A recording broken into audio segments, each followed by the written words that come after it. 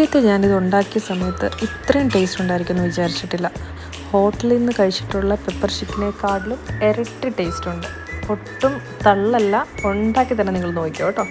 അപ്പം നമുക്ക് ആദ്യം ഒരു 2 ടേബിൾ സ്പൂൺ വെളിച്ചെണ്ണ ഒഴിക്കുക. അതിനകത്ത് കടുകിടുക, പെരുംജീരകം, കുറച്ച് കറിവേപ്പില, പിന്നെ ഒരു 3-4 പച്ചമുളക്, ഇതെല്ലാം കൂടിയിട്ട് നല്ലതായിട്ടൊന്ന് മൂപ്പിച്ച് മൂത്ത ഒരു മണം വന്ന് കഴിയുമ്പോഴത്തേക്ക് 1 ടേബിൾ സ്പൂൺ ഇഞ്ചി വെളുത്തുള്ളി ചതച്ചതിട്ട് കൊടുക്കുക. അത് നല്ല വൃത്തിക്ക് ഒന്ന് മൂപ്പിച്ചതിന് ശേഷം ഒരു വലിയ സവോള കൊത്തി അരിഞ്ഞത് ചേർക്കാം. അത് നല്ലപോലെ വഴറ്റി ഒരു ചെറിയായിട്ട് കളറൊന്ന് മാറിയാൽ മതി. അത് കഴിഞ്ഞിട്ട് ഇച്ചിരി കൊത്തി അരിഞ്ഞ് തേങ്ങാക്കൊത്ത് ഇട്ട് കൊടുക്കാം. അത് ഓപ്ഷണലാണ്, നമുക്ക് ഇഷ്ടമുണ്ടെങ്കിൽ ഇട്ടാൽ മതി. അതിനുശേഷം ഒരു ചെറിയ തക്കാളിയുടെ പകുതി കൊത്തിയരിഞ്ഞ് ചേർക്കുക. അതൊന്ന് അടച്ച് വെച്ചിട്ടൊന്ന് വേവിക്കാം.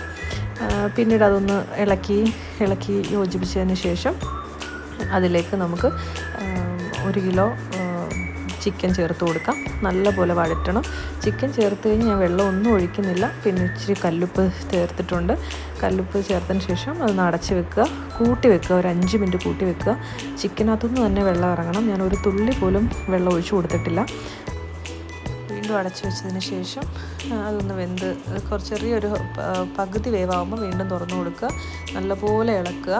ഇളക്കി കഴിഞ്ഞ ശേഷം ഇപ്പം നമുക്ക് 1/2 സ്പൂൺ മഞ്ഞൾപ്പൊടി, 2 ടീസ്പൂൺ മല്ലിപ്പൊടി, 1 ടേബിൾ സ്പൂൺ പെപ്പർ പൗഡർ, ഒരു ടീസ്പൂൺ ഗരം മസാല, ഇതെല്ലാം കൂടിയിട്ട് നല്ലപോലെ ഒന്ന് ഇളക്കി അതിൻ്റെ പച്ചമണം മാറ്റിയെടുക്കുക. നല്ലപോലെ ഇളക്കിയതിന് ശേഷം അതിനെ വീണ്ടും ഒന്ന് അടച്ച് വെക്കാം.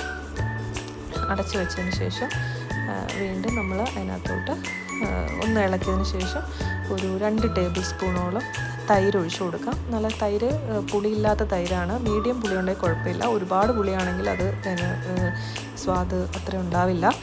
അത് നല്ലതായിട്ട് ഇളക്കി യോജിപ്പിച്ചതിന് ശേഷം വീണ്ടും അടച്ച് വെക്കാം. അടച്ച് വെച്ചിട്ട് ഒരു മീഡിയം ടു ലോ ഫ്ലെയിമിൽ വെച്ചിട്ട് ചിക്കൻ ഒന്നും കൂടെ ഒന്ന് വേവിച്ചെടുക്കാം. നമുക്ക് ഈ സമയത്ത് തന്നെ ഇത്രയും ടൈമിൽ ഞാൻ വെള്ളമൊന്നും ചേർത്തിട്ടില്ല. അപ്പോൾ ഇതിലോട്ട് നമുക്ക് 1 ടീസ്പൂൺ പെപ്പർ പൗഡർ ആഡ് ചെയ്ത് കൊടുക്കാം. അത് ഇളക്കിയതിന് ശേഷം നമുക്ക് ഈ ഒരു പരുവത്തിൽ ഉപയോഗിക്കാം. ഇത് കുറച്ച് ഡ്രൈ ആയിട്ടുള്ള പെപ്പർ ചിക്കനായിട്ട് ഉപയോഗിക്കാം.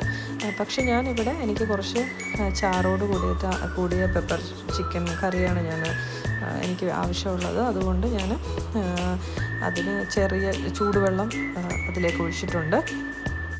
ചൂടുവെള്ളം ഒഴിച്ച് നല്ലപോലെ ഇളക്കി തിളച്ചതിന് ശേഷം വീണ്ടും ഒന്ന് അടച്ച് വെക്കാം.